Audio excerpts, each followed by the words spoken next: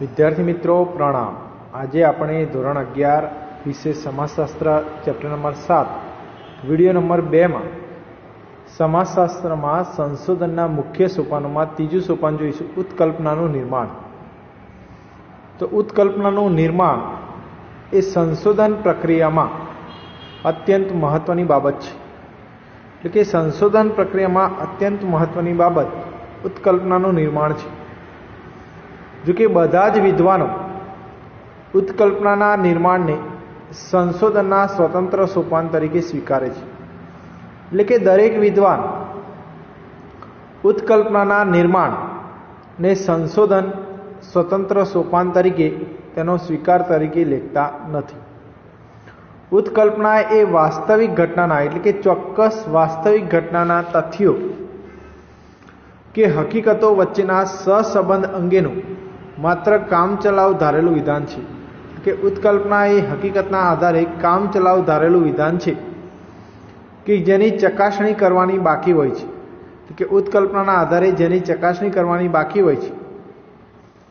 ઉપકલ્પનાના નિર્માણ માટે એટલે કે તે ઉપકલ્પનાના નિર્માણ માટે ભૂતકાળમાં આ જ પ્રકારની એટલે કે ભૂતકાળમાં આ પ્રકારની દરેક ઘટનાઓના નિર્માણ સાથે જોડાયેલ અને કારણભૂત માનાતા પરિબળોને સંશોધક અલગ તારવે છે। એટલે કે આવા પરિબળોને સંશોધક અલગ તારવે છે, તેમની વચ્ચેના સહસંબંધ માટે પ્રશ્નરૂપ વિધાન કરે છે। અને પ્રશ્નરૂપ વિધાન એટલે કે ઉપકલ્પના, આ ઉપકલ્પનાને સંશોધન પ્રક્રિયા દરમિયાન એટલે કે આ ઉપકલ્પનાને સંશોધન પ્રક્રિયા દરમિયાન તપાસવામાં આવતી હોય છે।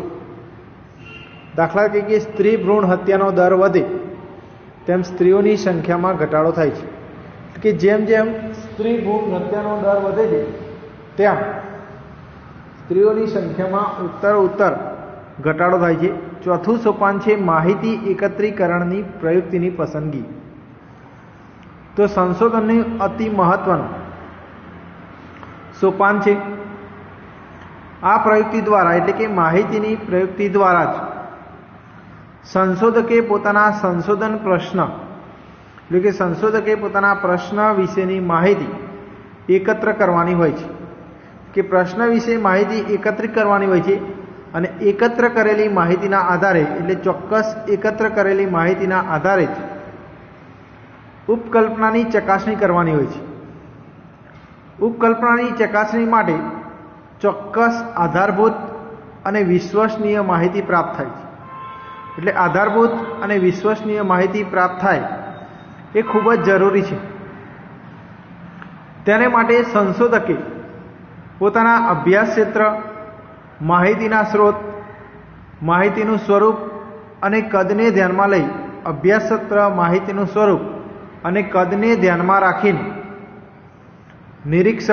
નિરીક્ષણ એટલે કે કોઈપણ પરિસ્થિતિનું આબેહૂબ તાદસ વર્ણન કરવું। મુલાકાત એટલે કે ચોક્કસ પરિસ્થિતિના આધારે રૂબરૂ મોઢામોઢની વાતચીત, જેને મુલાકાત કહેવાય। પ્રશ્નાવલી, અનુસૂચિ જેવી માહિતી એકત્રીકરણની પ્રયુક્તિમાંથી કાળજીપૂર્વક રીતે જરૂરિયાત અને તે મુજબની પ્રયુક્તિ પસંદ કરવાની હોય છે। એટલે જરૂરિયાત મુજબની પ્રયુક્તિ પસંદ કરવાની હોય છે। દાખલા તરીકે ગુજરાતમાં સ્ત્રી પુરુષ જાતિ પ્રમાણ અંગેના સંશોધન માટે માહિતી એકત્રીકરણ માટે પ્રયુક્તિઓ પસંદગી કરવી પડે છે। એટલે કે પ્રયુક્તિઓ ચોક્કસ પ્રકારની પ્રયુક્તિઓ પસંદગી કરવી પડે છે। માહિતીનું એકત્રીકરણ સંશોધકે નિર્માણ કરેલી સંશોધન માહિતી માટેની એટલે કે સંશોધકે જે નિર્માણ કરેલી માહિતી છે તે સંશોધન માટેની ઉપકલ્પનાની ચકાસણી માટે અભ્યાસ હેઠળની એટલે ચોક્કસ પ્રકારના અભ્યાસ હેઠળની ઘટના વિશે માહિતી એકત્રિત કરવી જરૂરી છે। એટલે કે ઘટના વિશેની માહિતી એકત્રીકરણ કરવું એ જરૂરી છે। જ્યાં સુધી ઉપકલ્પનાની ચકાસણી કરવામાં ન આવે એટલે કે ઉપકલ્પનાની ચકાસણી ન કરવામાં આવે ત્યાં સુધી વિજ્ઞાન તથા તેની યથાર્થતાને સ્વીકારતું નથી। એટલે ઉપકલ્પનાની ચકાસણી તેનું વિજ્ઞાન અને યથાર્થતાને સ્વીકારતું નથી।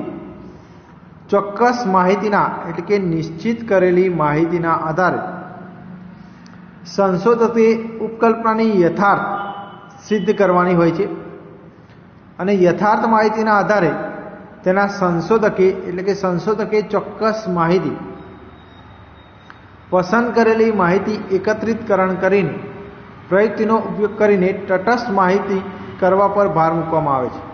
એ પ્રયુક્તિના આધારે તટસ્થ માહિતી પર ભાર મૂકવામાં આવે છે અને સંશોધકનો પૂર્વગ્રહ સંશોધનમાં હાનિકારકતા નીવડે છે. માહિતીનું વર્ગીકરણ અને પૃથ્થકરણ. તો સંશોધકે વૈજ્ઞાનિક પ્રયુક્તિ એટલે ચોક્કસ પ્રકારની પ્રયુક્તિથી એકત્ર કરેલી માહિતીને અર્થપૂર્ણ બનાવવા માટે એટલે કે ચોક્કસ પ્રકારની માહિતીને અર્થપૂર્ણ બનાવવા માટે શક્ય હોય તો સંશોધક દ્વારા જે માહિતી મેળવવામાં આવે છે તેને તાર્કિક સંબંધોના આધારે પરસ્પર જોડવામાં આવે છે. એટલે કે માહિતીને તાર્કિક સંબંધોના આધારે પરસ્પર જોડાણ કરવામાં આવે છે. આ માટે આવશ્યક બાબત એ છે કે માહિતીનું વર્ગીકરણ એટલે કે ચોક્કસ પ્રકારની જુદી જુદી માહિતી એકઠી કરવી, તેનું પૃથ્થકરણ કરવું. માહિતીનું વર્ગીકરણ અને પૃથ્થકરણ એ માહિતીના સંબંધને જાણવા માટે પણ ચોક્કસ પ્રકારના માહિતીના સંબંધને જાણવા માટે પણ એટલું જ જરૂરી છે. કોઈ પણ છૂટાછવાઈ માહિતીના આધારે કોઈ વૈજ્ઞાનિક સિદ્ધાંત કે તારણ ચોક્કસ પ્રકારના વૈજ્ઞાનિક સિદ્ધાંત કે તારણોને નિષ્પન્ન કરી શકાય નહીં. આથી જ તારણ નિષ્પન્ન ન કરી શકાતા હોવાથી સંશોધકે માહિતીમાં સમાનતા કે વિભિન્નતાના આધારે વર્ગીકરણ કરવું જરૂરી છે. એટલે સમાનતા અને વિભિન્નતાના આધારે વર્ગીકરણ કરવું જરૂરી બને છે. દાખલા તરીકે સંશોધનમાં મુદ્દામાં જાતિ, ધર્મ, વૈવાહિક દરજ્જો, જ્ઞાતિ જેવી બાબતોનું વર્ગીકરણ પણ કરી શકાય છે. ત્યાર પછી છે સંશોધનના તારણો અને સામાન્યીકરણ, જેને આપણે અહેવાલ લેખન કહી શકાય છે. તો સંશોધન પ્રક્રિયાનું અંતિમ સોપાન સંશોધકનું સામાન્યીકરણ છે. તેના આધારે એટલે કે સંશોધન દ્વારા ચોક્કસ પ્રકારની મેળવેલ માહિતીના આધારે વર્ગીકરણ કરવામાં આવે છે.